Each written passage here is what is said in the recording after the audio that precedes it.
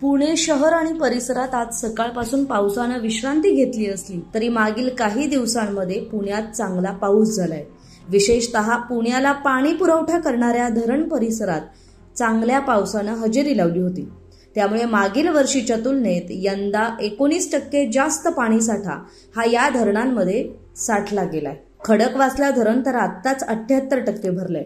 मागील 3 दिवसांपासून पुण्याला पाणी पुरवठा करणाऱ्या 4ही धरणांच्या पाणलोट क्षेत्रात मुसळधार पाऊस झाल्यानं यातली पाणी पातळी वाढलेली आहे। पुण्याला पाणी पुरवठा करणाऱ्या धरणांमध्ये किती पाणीसाठा आहे पाहूयात। खडकवासला धरण 78.39% पाणीसाठा, पानशेत धरण 25.04%, वरसगाव 32.34%, टेमघर 12.56%।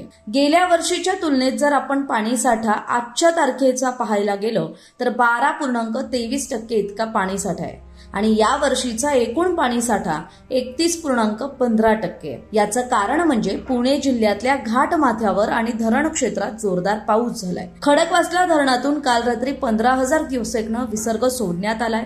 आता खडकवासला धरणातून विसर्ग सोडल्यामुळे मुठा नदीच्या पाणी पातळीत वाढ झाली आहे आणि त्यामुळे मुठा नदीच्या पाणी पात्रात कुणीही उतरू नये असं जिल्हा प्रशासनाकडून वारी निमित्त पुण्यात येणाऱ्या वारकऱ्यांना आवाहन सुद्धा करण्यात आलंय। याशिवाय प्रशासनाकडून नदी पात्रालगतच्या घरांना, गावांना सतर्कतेचा इशारा सुद्धा देण्यात आलाय।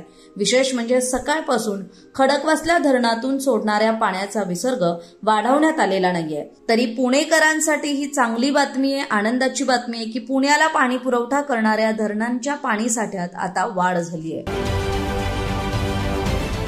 महाराष्ट्रातील सर्व बातम्यांचे विश्वासार्ह व्यासपीठ सकाळच्या सर्व सोशल मीडिया प्लॅटफॉर्मला लाईक, फॉलो आणि सबस्क्राईब करा। तसंच सर्व नोटिफिकेशनसाठी बेल आयकॉन प्रेस करायला विसरू नका।